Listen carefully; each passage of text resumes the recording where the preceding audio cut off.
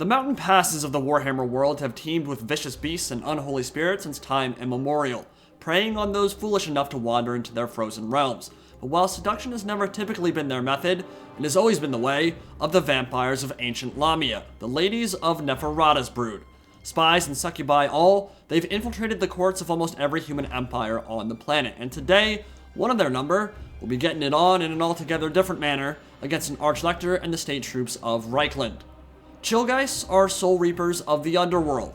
They feast on the life essence of those who have cheated death, and their spirit sides have an all-too-physical bite, while Graveguard and Blood Knights are important components of any vampire army, and because we're using Dry Rains reskins today, they're riding real barded nightmares, born of defiled flesh and blood. And across the snowy canyon, wait the Empire Elite, the Royal Altdorf Gryphites, ready to trade blow for blow with any undead monster, while Greatswords hold it down in the center.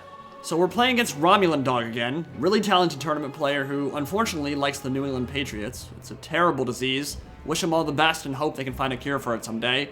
But if you're playing counts, I really recommend trying this out. In the back, Blood Knights and Cairn Ray synergize incredibly well together because you've got cheap terror on the one hand and a bunch of AP backing up the already impressive stat line of Vampire Heavy Cav. I've seen some people say Cairn Race are one of the worst units in the game, but those people aren't using them right. They're strictly support. You cannot make them a frontline unit, but they provide way too much utility at their price point to be considered bad.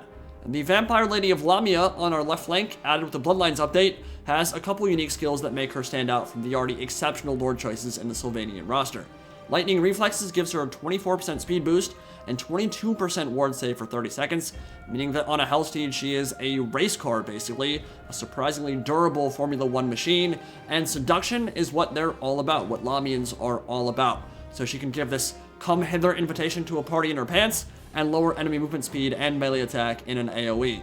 But it's not a constant hex. Any unit that gets caught inside it when she casts it will have that debuff for the full duration, no matter how far they run away from her, which is really powerful. It allows her to line up a cast that completely cripples an enemy battle line, and then she can just kind of scoot on out of there and move away. So you saw the Chillgeists that are Vanguard deployed in the right flank and the back of the map, and in the front lines for the Empire, bunch of halberds, a lot of handguns, and some free company. And let's take a look at, rip that dude's hairline. My lord. What happened, my guy? Just go bald. That is not a good look at all. LeBron James hairline looking ass. Wow. But yeah, Romulan cornered up nice and cozy at the mouth of Iron Mountain Pass, getting some marshmallows out to toast them up, waiting for the undead invasion. So let's give him one, shall we? Jade Wizard with Earthblood and Dwellers Below, which is awesome. Haven't seen those spooky roots pop out of the ground anytime soon. I mean, it's going to be pretty cool to see that spell in action. You don't get to see it very often anymore. And Arch Lector and Warrior Priest, both stripped down, supporting the Cav and the front line of the Empire defense. So let's get it popping here. And the Grand Hammer of Sigmar, the Witch Hunter, will be popping some cannon shots off from long range, trying to take out my Lamian Vampire, maybe some Fell Bats as well.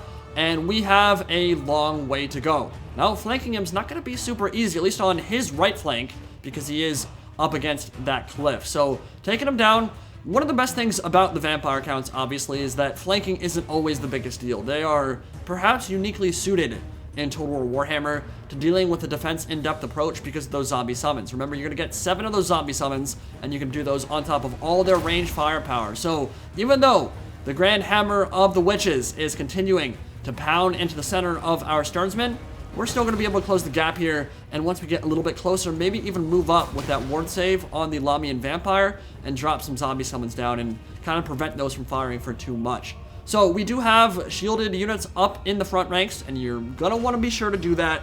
You're going to want to be sure to bone shield and meat shield appropriately, because the Graveguard with great weapons and all that are going to take quite a beating from handgun and free company volleys if they get some free shots in.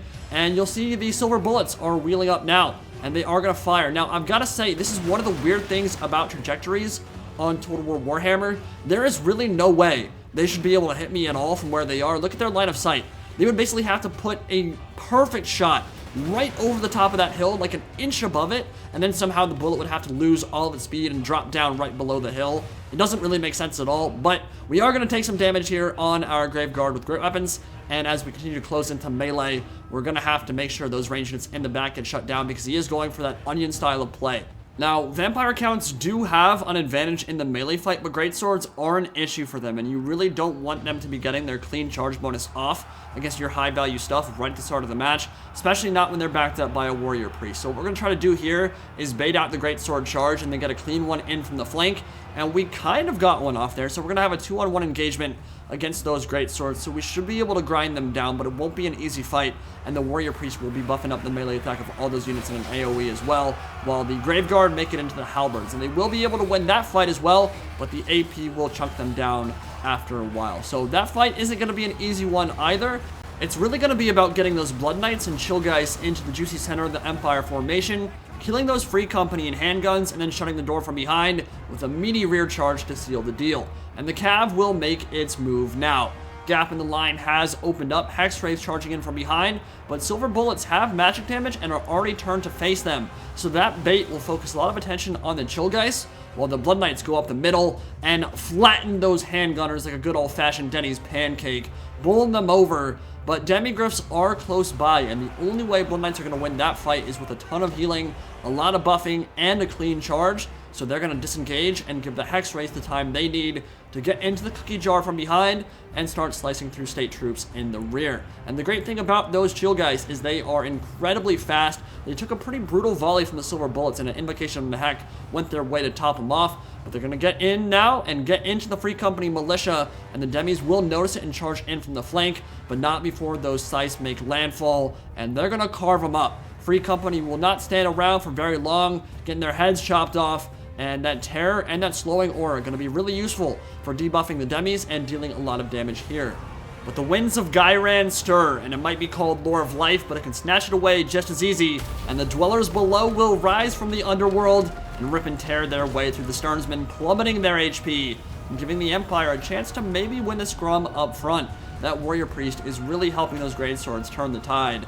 And Lamian Vampire, about to be into the thick of it now, and the Immortal Vampire can make good account of herself with a blade. Immortal Horror. Can she get sliced stuff up pretty easy, and tying down an entire unit by herself, Invocation of the Heck, going the way of the Blood Knights, and preventing an entire unit of these Free Company Militia from firing. And she could fight that all day long. I mean, they're not going to be able to deal any damage to her, and there's nothing really that can threaten her at the moment, because the handguns are tied down by zombies. Blood Knights at half HP, getting a rear charge into the front, but it looks like these Chill Guys are on their last legs. They've tied down an entire swath of the Empire army, but they're not going to be able to win. Supported by the Arch Lector and the Demigryph Knights with halberds, it's too much for them, but they've dealt a decent amount of damage themselves. Took Demis down to half HP, and only Earthblood can be used to heal them back up. There is no regrowth, so that might play a factor as well. Blood Knights are looking pretty beat up right now, though, and Demis are on the hunt trying to get into the rear of them, but neither side really has a clear advantage at the moment. The Demigryph Knights have done a good job killing those Chill Guys as the Kyran Wraith kind of carved through the center. That Terror making a big impact. Bunch of handgun volleys going the way of the Blood Knights, and they are very close to going down at this point, but another heal.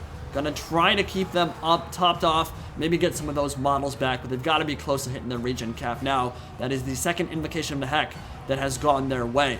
Charging into Halberd, so they should probably think about going somewhere else, because that's not really where they want to be. And the range units in the back of the Empire formation have kind of been shut down. They're really getting tied up by a bunch of fell bats, by a bunch of zombie summons, and the Graveguard skeletons that are pushing forward now. The handguns, the fact that they're not getting support from their melee troops in the front is a big issue for the Empire. But the Empire is actually winning the frontal engagement somehow. Even though a lot of units have made it into the back lines, the front line with the Warrior Priests and the Greatswords are winning. So it's kind of a tale of two battles right now. Up front, Empire probably going to win. Back here, things looking a lot worse for the Empire. But the handguns and the Free Company Militia are still holding for now. One of them just routed. Big AoE heal that will send the Blood Knights to the regen cap for sure. And the Royal Altdorf Gryphites holding it down with the Arch Lector in support. That damage resistance buff really going to help out the Empire here and help keep them in the fight. So if you're Romulan Dog at this point, it's kind of time to beat the retreat horn, right? Throw in the units that you can, tie down all the undead that you possibly can, and then give your range units, especially those Silver Bullet handgunners, the space they need to escape. He did get an Earthblood as they were running away there, so a lot of those important units just got a heal coming in their way from Ghyran and the Jade Wizard, because all they need is time right now. And if you're playing as the Undead, you need to make sure that they don't break out. And one of the best ways to do that is this seduction ability, where it can really come into play from the Lamian Vampire, where it can make a huge impact. The entire Reichland army is trying to escape and buy time and space. The Undead are slow, with the exception of the Vampire Lady herself and her Blood Knights. Everything else has a really hard time closing the gap and forcing a fight on their terms. It's one of the Vampire Count's biggest weaknesses. But if you can hit that 24% speed debuff on a huge section of the entire enemy army, suddenly that retreat becomes much more difficult, and that's what we're seeing here. Blood Knights now have the time to get into the Hammer of the Witches, Vampire Lady closing down on the Jade Wizard, and all those handguns and infantry that were trying to break out of this blockade are suddenly having a lot more difficult time doing that, and it's shutting the door on those state troops and the ability they have to actually escape.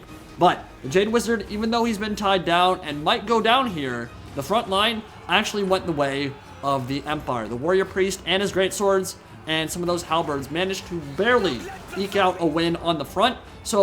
And some of those units over here have survived as well. The Silverbolt handgunners did get away, and they got a big Earthblood, an overcast Earthblood that healed them up really nicely. So that's a great way to kill the Cairn race and some of the units that remain from the Vampire Counts. Blood Knights have gotten into the Free Company militia that are back in this corner of the map, and that will pretty much seal the deal, put the nail in the coffin for the ranged units besides the silver bullets, and they're going to get destroyed by that frontal Blood Knight charge, and with the white line right there, they will rout off the map.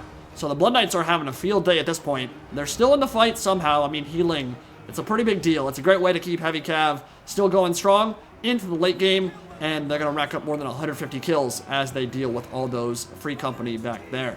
Now, the Grave Guard with great weapons are beginning to crumble, but both sides severely tattered, and Silver Bullets pulling back. Demigryph Knights and the Arch Lector and the Jade Wizard somehow all still alive, and they're ready to go in. Vampire Lady, straight YOLO into the Silver Bullets, and she had time and space to do it. Demigryph Knights and the Lore of Lifecaster were too far away to tie her down. Arch Lector did get an attack off, but not really a big deal, and that just bought a little bit more ability for those Grave Guard to close the gap and get a little bit closer as he continues to try to kite. What he's trying to do right now is take the high ground Anakin, as the Demigryph Knights charge downhill and allow those Greatswords and Empire State troops that won on the front rank to now collapse in and then maybe get a pincer off on what remains of the Vampire Count's army. Again, neither side has a lot of troops left. It has been a torrid affair, a nice charge into the Lore of Lifecaster, and another seduction going down. Didn't hit the demis, but it did hit the Lore of Lifecaster, and one more attack should be enough to cleave the head from his body, but looks like he's going to escape. Lamian missed, and this is a scary fight. No question about it. Cairn Race going into the demis, Lamian Lady landing in the center of them, and if they get a complete surround off on the Lamian Vampire, she could go down in seconds. She is a good melee combatant, but she cannot easily take on an entire unit of Royal Altdorf demis. But the Cairn Race are right there. They do cause that terror, which of course the demis are immune to, but I don't believe the Arch Lector is, and they're going to get a surround off on the Arch Lector right now. Demigryph Knights charging downhill to try to link up with the Spearmen, but the Blood Knights will prevent them from happening, and as the Lamian Lady lands in, the Cairn Race will charge in from behind, and as the balance bar shifts in the favor of the Undead, Cairn Race and those vicious-looking scythes make it into combat with the Spearmen. Couple swipes from those, terror rout, and it will be your game. Vampire Counts pull this one out by the skin of their teeth. Well played from Romulan Dog and the Empire. I loved seeing that running retreat. I thought it was super cool, and it almost worked. He was almost able to link up with the rest of his troops, but at that point, he'd taken too much damage. Blood Knights, huge impact on that battle, more than 150 kills, and that seduction ability. I have not used the Lamian Lady very much, but I might be using her a lot more. It helped tremendously in that battle, really against any faction that relies heavily on range units that want to be able to escape from those Grave Guard. Or, I mean, if you think about the Wood Elves, it'd probably be good against them as well. They rely on having mobility on their ranged troops, and if they can't run away from stuff as simple as zombies or skeletons, suddenly you have a really good way of tying them down and basically preventing them from repositioning and getting into a better location to shoot down your stuff. Chillgeists are a little bit expensive to be running interference for Blood Knights, but it ended up working out pretty well. I think I could have used those Hex Wraiths a little bit better, but they did take the dummies down to half HP, which certainly wasn't bad. And great game to Romulan Dog. Hope you guys enjoyed it. I'll see you next time. Indie Pride, signing out for now.